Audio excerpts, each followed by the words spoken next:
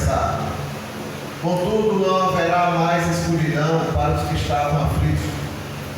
No passado, ele humilhou a terra, Zebulon e de Naftali. Mas no futuro honrará a Galileia dos gentios, o caminho do mar, além do Jordão. O povo que andava em trevas viu uma grande luz. Sobre os que viviam na terra da sombra da morte, raiou uma luz. Fizeste crescer a nação e aumentaste a sua alegria. Eles se alegram diante de ti, como os que se regozijam na colheita, como os que exultam quando dividem os bens tomados na batalha. Pois tu destruíste o jugo que os oprimia, a canga que estava sobre os seus ombros, e a vara do castigo do seu opressor, como no dia da derrota de 20 anos. Pois toda bota de guerreiro usada em combate e toda veste envolvida em sangue serão queimadas, como lenha no fogo. Porque o menino nos nasceu, um filho nos foi dado, e o governo está sobre os seus ombros. Ele será chamado Maravilhoso, Conselheiro, Deus Poderoso, Pai Eterno, Príncipe da Paz. Senhor, é a tua palavra, escrita há 2.600 anos atrás, mas a tua palavra permanece para sempre. Fala aos nossos corações hoje, no século XXI, no nome de Jesus. Amém, Senhor. Irmãos, se pudéssemos dar um texto, um título para a mensagem de hoje à noite, o título seria: Em Jesus sempre há esperança. Esse seria o título. Queria fazer uma pergunta. Isaías está descrevendo aqui no capítulo 7, no capítulo 8, e ele conclui ali no início do 9, um cenário. Na verdade, ele descreve 3 cenários. O cenário dos dias que ele estava vivendo, aqueles dias mesmo, que Isaías estava ali, vivo, participando de tudo. O segundo cenário, lá no capítulo 7, capítulo 8, ele também projeta para 60, 70 anos depois. Ou seja, ele já estava profetizando o que vai acontecer daqui a 60, 70 anos. E ele faz a terceira projeção do cenário, o terceiro cenário, que é esse que a gente viu agora. O que vai acontecer, ele não sabia há quanto tempo, mas aconteceu 600 anos depois, que foi o nascimento de Jesus. Eu queria conversar sobre esses 3 cenários aqui esta noite, para ver o que Deus pode nos falar aos nossos corações. São 3 cenários. O primeiro cenário, os dias de Isaías. Isaías está vivo. Isaías foi um profeta que ele atravessou o reinado de 5 reis de Judá. 5 reis. Então ele viu o trono. Quando ele chegou, foi chamado para ser profeta, estava o rei. E ele conseguiu atravessar com sua vida mais 4 reis. Presenciar mais 4 reis no reino de Judá. Mas aqui no capítulo 7, capítulo 8, você pode ligar, são longos esses capítulos. Isaías começa a descrever o cenário atual ali. Isaías está vivendo. Ele começa a falar do reino de Israel e do reino de Judá. Quem é Israel, quem é Judá? Nós conhecemos Israel. Israel é uma nação. Mas já tem, nesse período de Isaías, já tem quase 100 anos, ou um pouco mais de 100 anos, que Israel se dividiu em 2 nações, a nação do norte e a nação do sul. A nação do norte, a capital ficou sendo Samaria. A nação do sul, que se chamou Judá, ficou a capital de Jerusalém. Então, Israel está dividido já há mais de 100 anos. E Isaías sabe dessas coisas, está presenciando a sua história. No norte, na região norte, na Israel do norte, quem era o rei? O nome do rei se chamava Peca. Peca. Não é à toa. Qual o significado do nome Peca? Errar o alvo. E o que mais Peca fez foi errar o alvo diante de Deus. Foi um rei que desobedeceu ao Senhor, e que fez tudo que desagradava ao Senhor. Aliás, no reino do norte, todos os reis andaram fora da presença do Senhor. Parece que eles disputavam quem seria o pior de todos. Assim foi Peca, mais um dos reis que andou longe do Senhor.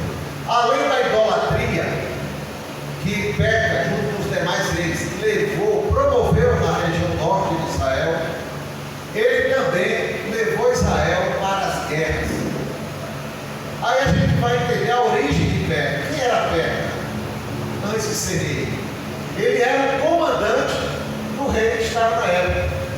Ele se rebelou, matou o rei e tomou posse do trono.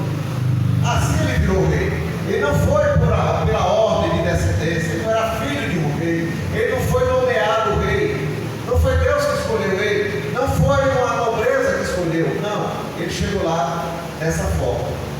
E ele levou Israel do norte para as guerras. Isso trouxe o quê?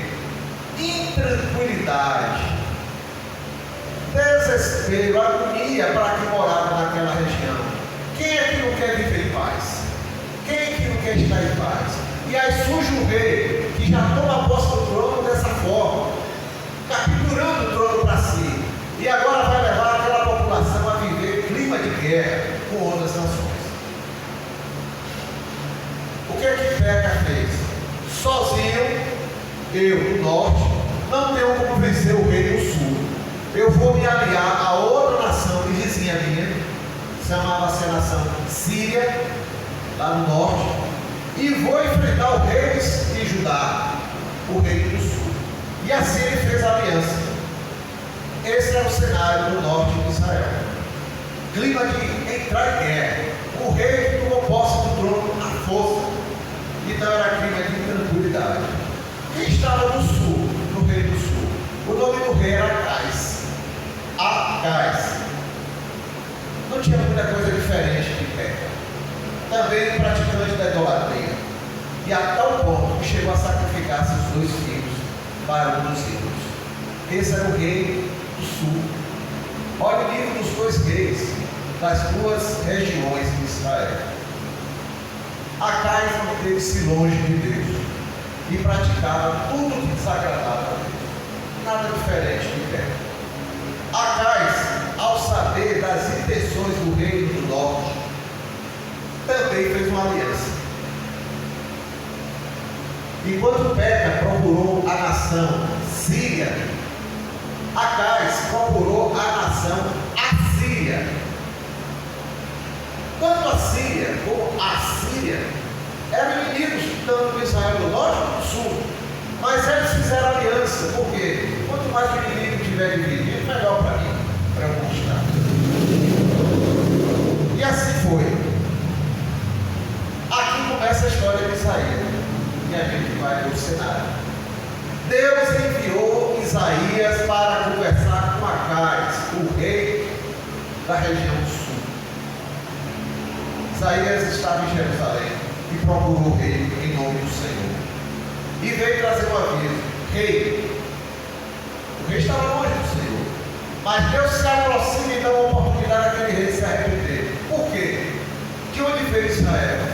Desde Abraão, Isaac, Jacó, toda a história de Israel, aquelas pessoas, eles sabiam de tudo, mas estavam rejeitando, esquecendo a sua história, de onde eles vieram, qual era a origem, e que foi Deus que trouxe aquela nação à terra. Isaías trouxe a palavra: rei Acais, o Senhor, o Deus de Israel, manda dizer de que o reino do norte, com a sua aliança, não derrotará o reino do sul. Peça um sinal a Deus que Ele vai te responder. Convidando o rei a se render ao Senhor, trazendo essa palavra. Deus, na sua longanimidade, ofereceu ao rei uma oportunidade de se arrepender. Mas a atitude de Acais, rei do sul, rei de Judá, foi de recusar e apenas confiou na sua aliança militar que ele havia feito. Esse foi o cenário que Israel está vivendo nesse momento. Qual é o cenário da tua vida? Como está a tua esperança e teu ânimo? O povo de Judá, o rei do sul, está vendo a guerra chegando. Um rei que pratica idolatria. Um rei que pratica injustiças sociais. Tudo dando errado no seu reino. O reino do norte tem um rei também que, para chegar ao trono, matou o rei anterior. E também está atraindo a guerra. Os habitantes, aquele povo, está vendo esse clima se formando ao seu redor. Esse é o cenário que eles estão vivendo. Então, o que eu pergunto é hoje, qual é o cenário hoje na tua vida? Você tem esperança nesse mundo? Como está o teu ânimo, tua fé em Deus, diante das coisas que a gente vê nesse mundo? Cada dia uma notícia pior do que a outra, se nós formos prestar atenção ao noticiário. Os reis que nós citamos preferiram seguir as suas escolhas, suas decisões, e não iam obedecer a Deus. Seguiram as maldades dos seus corações, e não de fazer o que era correto diante do Senhor. Eles escolheram viver de acordo com o cenário que estava diante dos seus olhos. Eles queriam conquistas, eles queriam vitórias, mas não as dadas pelo Senhor, as dadas pelos seus desejos, dos seus corações. Eles decidiram o quê? Como fez o rei Acás do sul.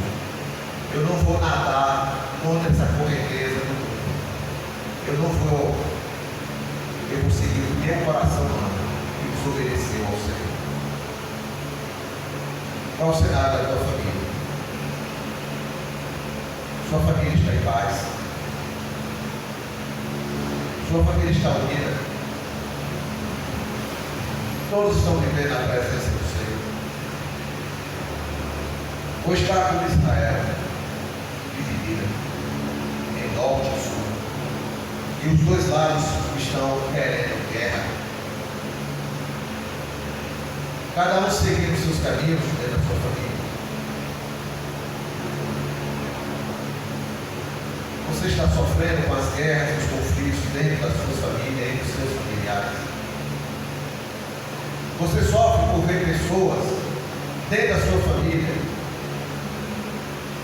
conseguindo, pessoas que entram na família e conseguem influenciar familiares, parentes, a se desviar da família e dos caminhos do Senhor?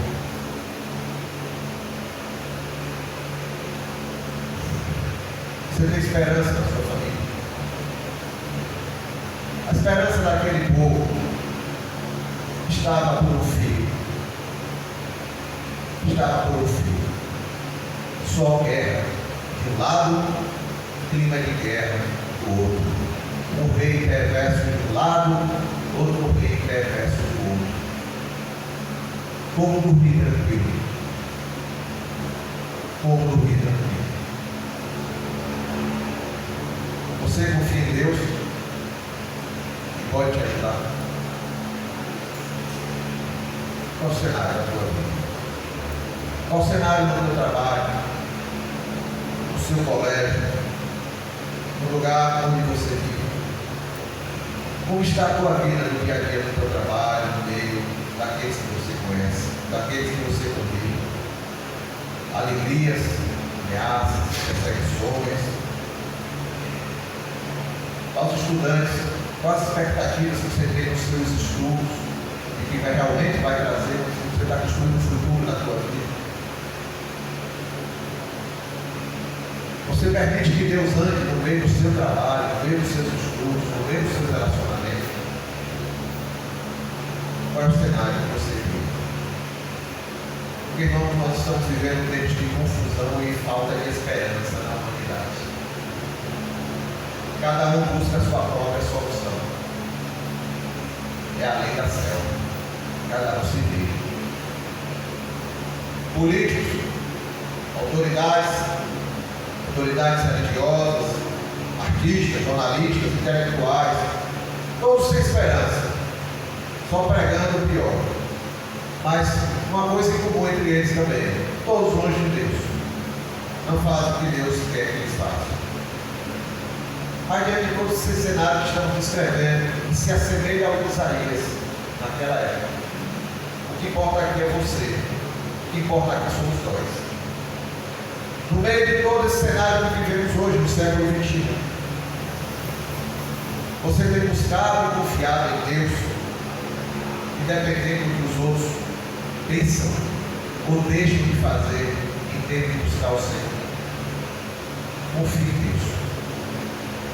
Essa é a palavra que Isaías trouxe ao rei. Rei, Deus sabe que você está longe dele, mas ele está te chamando mais uma vez. Volte para os caminhos do Senhor, e o Senhor vai proteger o povo e protegerá o teu reinado. Então, seja diferente daquele rei. Tome a atitude de obedecer ao Senhor e de confiar no Senhor. E no meio desse cenário, o Senhor vai te guardar.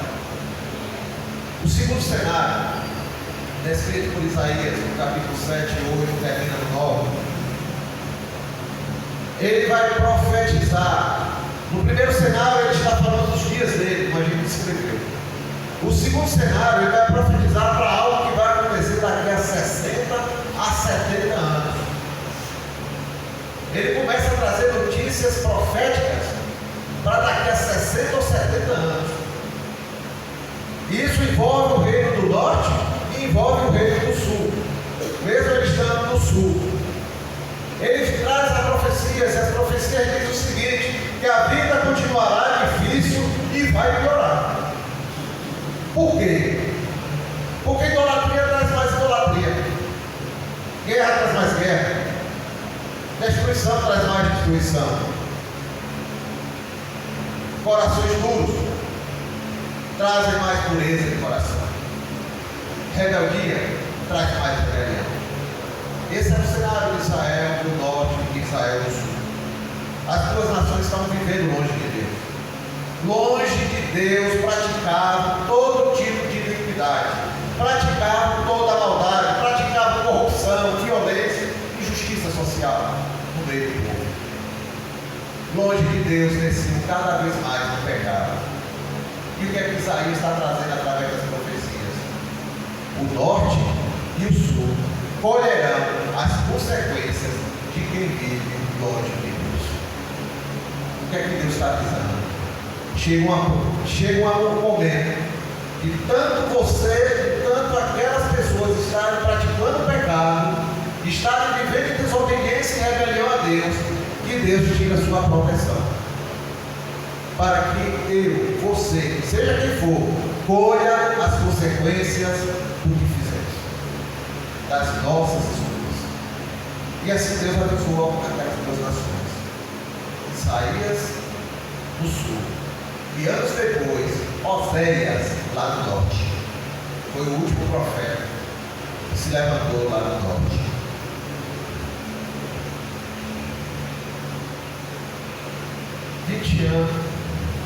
O reino da Assíria, que o sul fez aliança, se levantou anos depois. E a profecia de Isaías dizia o seguinte: que o reino do norte, ele está se referindo ao reino inimigo do norte, não o reino de Israel do norte. Ele está se referindo à nação Assíria. Se levantaria com tal força que seria semelhante ao rio que ganha volume de água, inunda suas margens e sai destruindo. Assim foi o reino da Assíria. Ele invadiu e saiu destruindo o reino do norte. E o reino do sul foi afetado de forma que enfraqueceu em definitivo. O reino do norte foi destruído. Nunca mais se levantou como nação. 60 anos depois. E o reino do sul foi enfraquecido. E quando a Babilônia chegou 100 anos depois, encontrou um reino fraco e derrotou com facilidade. O capítulo 24, Isaías, versículo 20. Isaías disse o seguinte, outra visão profética: que este mundo, o mundo que ele estava vivendo na época, que é muito semelhante ao nosso hoje, cambaleia igual um bêbado. Os irmãos já viram um bêbado cambaleando na rua. Que cena! Um negócio esquisito. Cai para cá, se bate aqui. E não tem que ter direção específica para ele, direção que é equilibrada. O profeta está avisando, irmãos, que a humanidade não sabe para onde vai igual um bêbado. Não tem direção. Não tem bom senso de deixar de ser rebelde para Deus. Não pensa na sua eternidade. Não se arrepende dos seus pecados. Confia nos seus próprios esforços e recursos. E caso não mude de direção, é o que o profeta está dizendo, ele caminhará para a destruição. Esse era o mundo da época. Não baleando igual bêbado. Isaías está avisando profeticamente que assim como o bêbado que foi atropelado, quantas histórias a gente já viu de bêbados atropelados que estão andando na rua e se vai para dentro do carro, não está nem vendo o carro, não está nem percebendo. Ou então ele pega o carro para dirigir, bate o carro, na porta do carro, está bêbado. Um bêbado que caiu no meio fio, bateu a cabeça lá no meio fio e saiu com a cabeça rachada, está dirigindo, quebrou os dentes numa queda. Eu já tive um colega que bebeu tanto numa noite, lá numa festa dele lá, sentou numa cadeira e foi tentar jogar um pouco para trás, caiu, quebrou duas costelas. E deu trabalho para os médicos tratarem ele, por ele estar muito cheio de álcool. Assim são os bêbados. E ele está dizendo que o mundo cambaleia, morrer. Mas é Isaías descrevendo a sua época. Aí vem Pedro, o apóstolo Pedro, a segunda carta de Pedro, capítulo 3, versículo 7, Pedro fala quase a mesma coisa. Na época de Pedro, 600 anos depois. Mas é o nosso mundo também. Os céus e a terra que agora existem estão reservados para o fogo. Ele sai começando a falar, primeiro, que o mundo está em desobediência, que o mundo está em rebelião, que o mundo está entregue em iniquidade, que o mundo desobedece a Deus. Aí ele conclui com isso: os céus e a terra que agora existem estão reservados para o fogo, para a destruição. Essa terra está reservada para a destruição, para o dia do juízo. Ou seja, o que ele está dizendo profeticamente, a humanidade colherá as consequências das suas próprias escolhas. Desobedecer a Deus e seguir seus próprios caminhos. Um dia, Deus vai botar o ponto final. Deus é longânimo? É. Deus é misericordioso? É. Deus é bondoso, é amoroso. Mas ele diz: mas um dia eu tenho que botar o ponto final. E todos prestarão contas de si para mim. Em quem eu tenho colocado a minha esperança? Os políticos.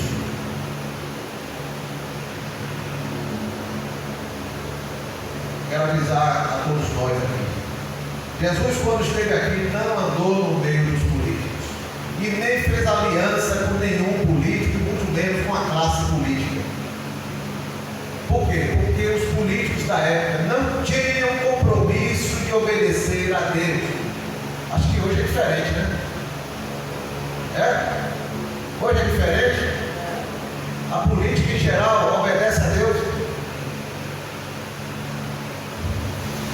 E eu e você vamos confiar que eles vão mudar o mundo? Não estou mandando você não votar. Não é isso que eu estou dizendo. Vote. Tem que escolher o melhor. Mas não pode sua esperança na classe política. Porque Jesus não colocou. Você coloca a esperança nos religiosos, nos grandes líderes religiosos. Podíamos citar vários nomes aqui de grandes líderes religiosos. Vou dizer outra coisa. Jesus, quando esteve aqui, ele não procurou a liderança religiosa da época. Jesus não foi ao Sinédrio. Jesus não procurou os saduceus. Jesus não procurou os fariseus. Jesus não procurou os grandes líderes religiosos. Por quê? Porque eles estavam corrompidos, defendiam seus próprios interesses humanos. Eles queriam garantir o lugar deles de poder. E Jesus se tornou uma ameaça. Foi isso que Caifás falou. é necessário que ele morra, para que nós não percamos o nosso lugar. Jesus falou sobre eles, apontando para os religiosos da época, os fariseus, os saduceus. Eles não entram no reino dos céus e não permitem que outros entrem. É assim que Jesus vive. Você coloca a sua esperança em você mesmo. Eu vou resolver meus problemas. Eu tenho capacidade. Eu posso todas as coisas. Será? Tem outra coisa para dizer a você. Jesus veio a esse mundo e ele não confiou em ele mesmo. Jesus dependeu do Espírito Santo para viver aqui na terra. Ele foi cheio do Espírito Santo. E ele traçou a linha reta por onde ele iria caminhar, para ele não se desviar nem para a direita nem para a esquerda. Eu vim fazer a vontade do meu Pai que está no céu. Essa é a minha comida e esta é a minha bebida. Fazer a vontade do meu Pai que está no céu. Irmão, só em Deus temos a verdadeira esperança, a única que não falha e que nós podemos confiar. Mas tem um terceiro cenário. Isaías começa a profetizar, foi isso que a gente leu no capítulo 9. A nação norte de Israel, após a divisão entre norte e sul, a região norte durou em torno de 200 anos, quase 200 anos fechados. Foram quase 20 reis no norte de Israel, um pior que o outro. A nação nasceu da rebeldia. Quando houve a divisão, as 10 tribos do norte não quiseram seguir a liderança de Judá. Quem era Judá? A tribo de Davi. Deus estabeleceu que a descendência de Davi faria todos os reis. Então o filho de Davi era o rei, o filho do filho de Davi herdaria, e assim por diante. Então a tribo das 10 tribos do norte romperam o estabelecido por quem? Por Deus. Então isso foi fruto de rebelião. A nação nasceu da rebeldia, de não seguir a liderança da descendência de Davi estabelecida por Deus. Rebelião trouxe idolatria, trouxe a prática de costumes pagãos dos outros povos que estavam ali ao redor. Eles se esqueceram da origem e se esqueceram de Deus. Desprezaram todos os profetas que a ele foram enviados. Todos. O último do norte foi Oséias. Irmãos, anos depois do aviso de Isaías de que o império assírio invadiria e destruiria o norte de Israel, anos depois aconteceu isso. Israel do norte foi destruído. Quem não morreu, ou seja, quem sobreviveu àquelas guerras, ou era porque estava doente, ou era bem idoso, ou era criança, ou era mulher que estava na batalha. E assim ficou. E quem tinha condição de guerrear, ou morreu na batalha, ou foi levado como escravo para outras nações. Então o que aconteceu? A terra foi arrasada e o povo daquela terra também foi arrasado. Quem ficou? Esse tipo de gente. Pessoas doentes, pessoas com problemas, pessoas idosas, crianças.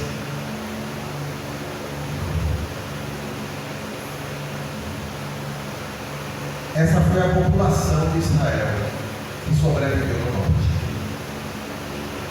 Uma população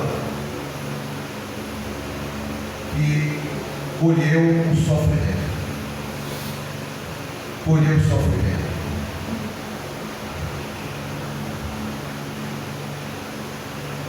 Obrigado.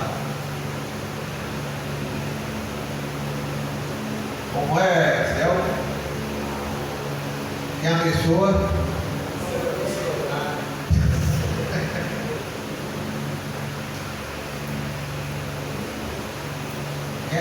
Quem traz água para o profeta recebe bênção de profeta, né?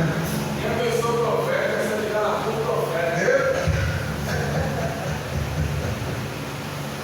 Irmão, então a região norte, a população que ficou nesse momento foi essa daí. Então vamos imaginar qual é a sequência dos anos que virão.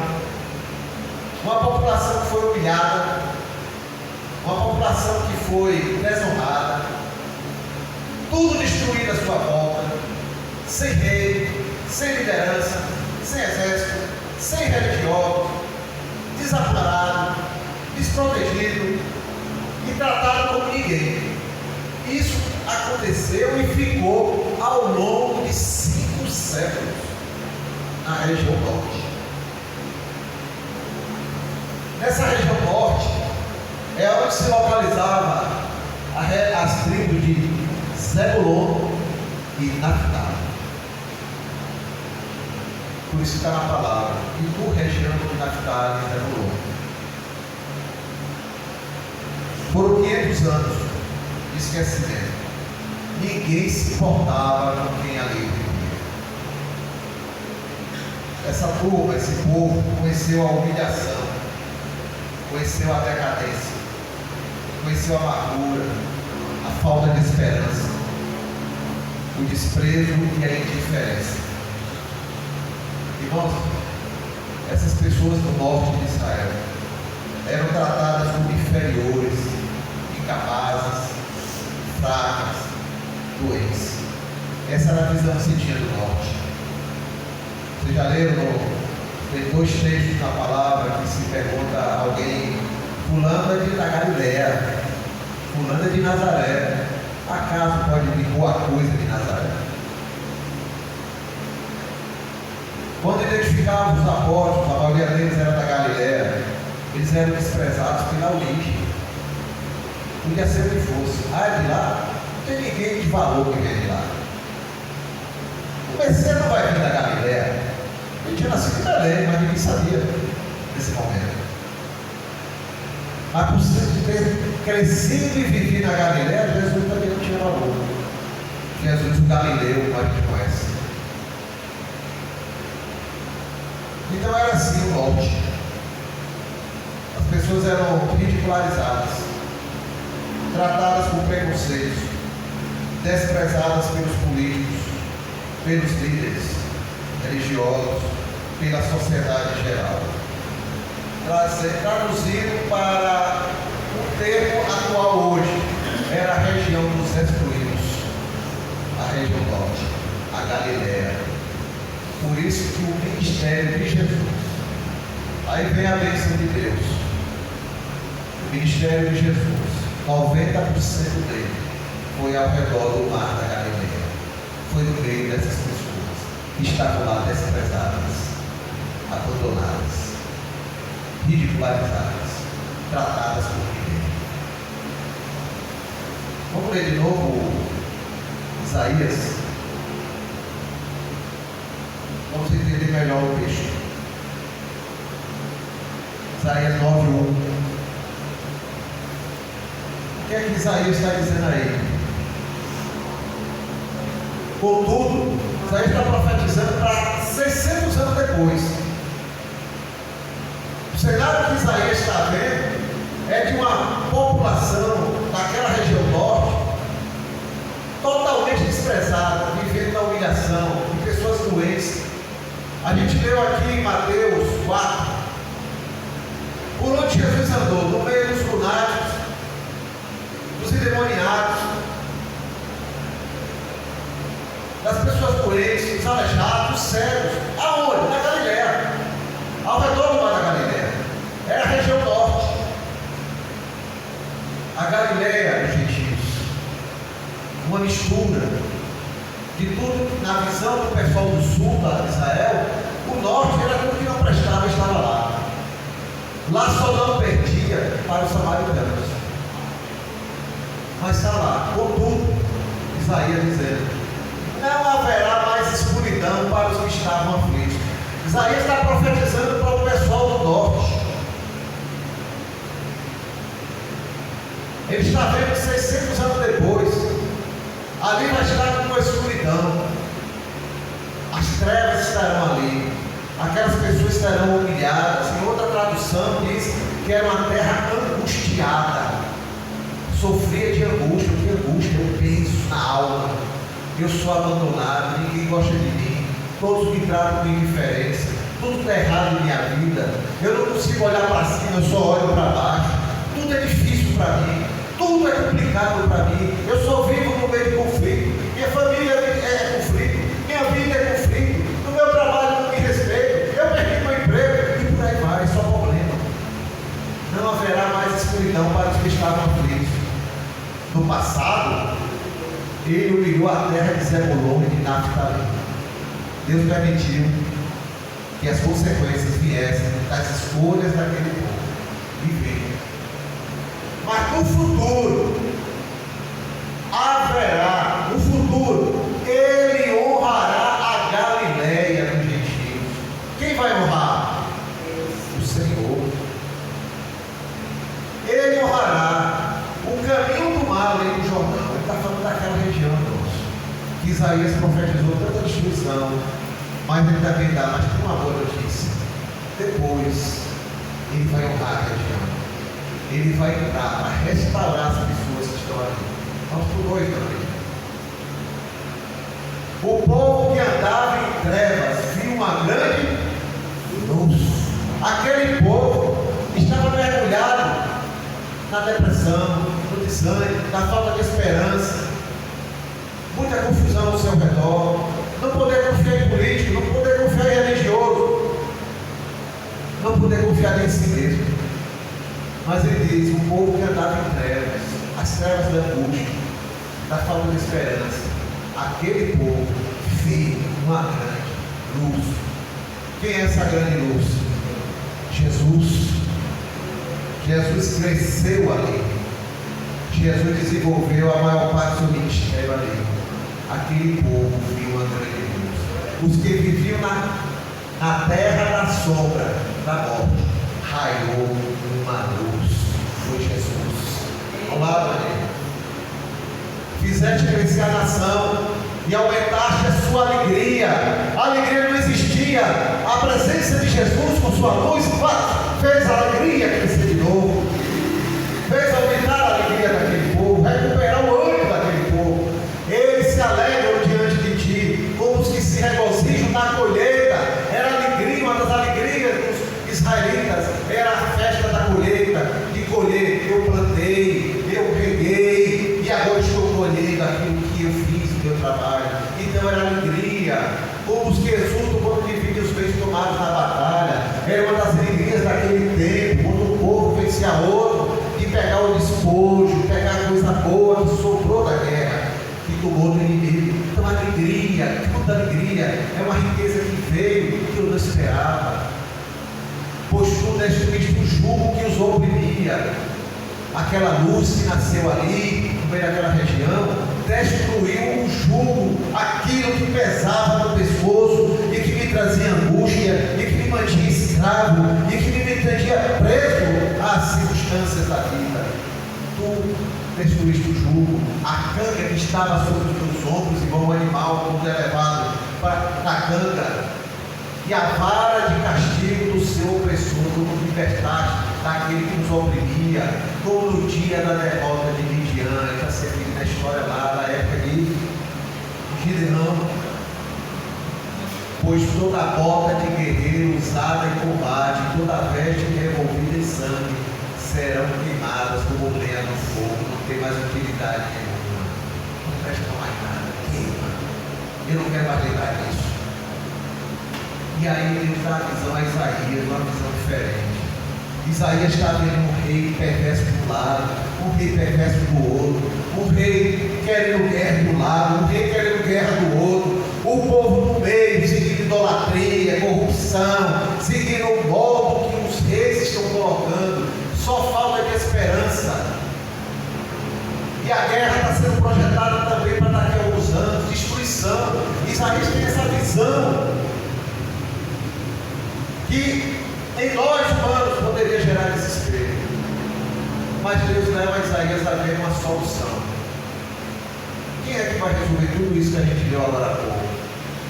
Isaías é levado por Deus a ver um menino, uma criança, Isaías descreve que Deus mostrou a ele. É a visão profética. Isaías está descrevendo o que ele viu. A solução dos problemas. O menino nos nasceu. Eu não sei quando vai nascer, mas o menino nos nasceu. Um filho nos foi dado.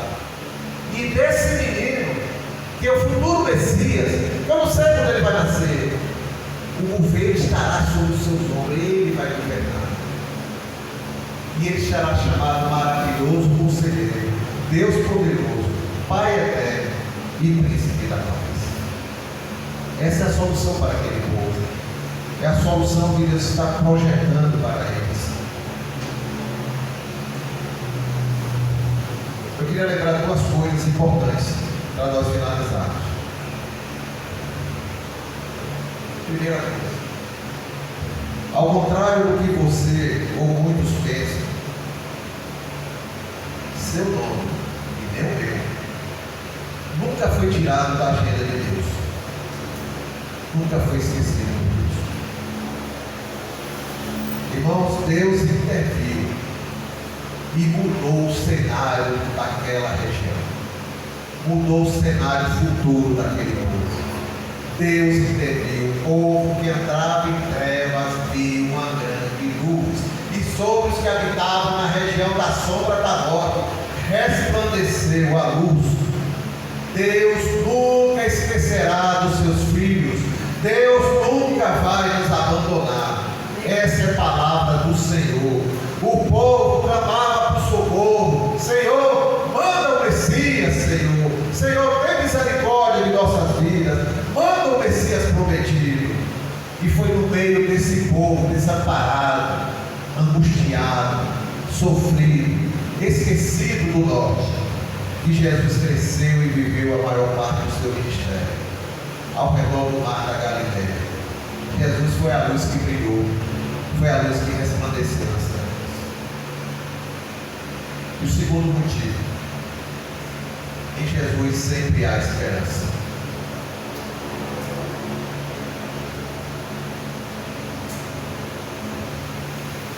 Irmãos, para aquele povo não havia mais esperança. Não acreditavam mais nos políticos da época. Eu estou falando do povo já na época de Jesus, para quem foi essa profecia. Ele não confiava nos líderes religiosos. Ele não confiava nem neles mesmos. Mas Jesus veio mostrar que o Pai cuidava deles, que o Pai se importava com a vida deles. Se eles confiassem em Deus, Deus cuidaria deles como cuidava dos passarinhos dos céus, como as aves dos céus, que não semeiam e nem têm dispensa para guardar. O Pai cuida deles, e Jesus veio. O Pai quer cuidar de vocês da mesma forma. Por isso o sermão do monte. O Pai quer cuidar de vocês. Jesus vai apresentar não só Deus, mas Deus como Pai, que cuida de seus filhos. Jesus não veio apresentar uma nova religião, irmãos. Jesus veio apresentar Deus como Pai. Jesus não veio apresentar um político. Jesus veio apresentar Deus como Pai. Jesus não veio apresentar um novo líder religioso. Jesus veio apresentar Deus como Pai, que cuidaria deles. E quando Jesus chega a esperança. A esperança ressurge, renasce e ganha uma nova vida. A esperança aparece porque não existia mais no meio daquelas pessoas. Jesus era a esperança viva no meio deles. Por isso que Jesus atraiu as multidões lá na época. Ele era a esperança, a luz que resplandeceu no meio deles. A esperança em que eles podiam confiar. A presença de Jesus restaurou a esperança naquelas almas, no meio daquele povo. Eu só quero fazer agora uma pergunta para nós encerrar. Eu não sei qual foi o seu cenário da sua vida em 2025. E não sei o que é que você espera em 2026. Não sei quais são suas lutas. Todos nós temos lutas, temos dilemas, temos dúvidas, temos conflitos. temos anseios. Eu também não sei como é que está a sua família. E como você está em relação a ela. Não sei como está a sua esperança. Não sei como está seu ânimo. Mas uma coisa eu quero dizer: Jesus restaura a esperança em nossas almas. Nele podemos confiar. Ele nos dá segurança de que está sempre conosco. Ele sempre está nos conduzindo nos caminhos do Pai, para junto do Pai. Irmãos, em Jesus sempre há esperança. Não importa o cenário que você esteja vivendo. Não importa o cenário que está começando, terminando 2025 e se inicia em 2026. Não se afaste, não desista dos planos de Deus para a tua vida. Ele continuará renovando a tua esperança. Não deixe de confiar nele. Ele continuará cuidando de você ao longo dos anos. Não busque conselhos ou alianças com aqueles que não temem a Deus. Persevere em caminhar nos caminhos de Deus. Em 2026, nessa quinta-feira, renove seu compromisso com aquele que podemos chamar de maravilhoso conselheiro, de Deus forte, Pai da eternidade e príncipe da paz. Renove seu compromisso e sua esperança com Jesus, porque em Jesus sempre há esperança. Que o Senhor nos abençoe. Vamos orar.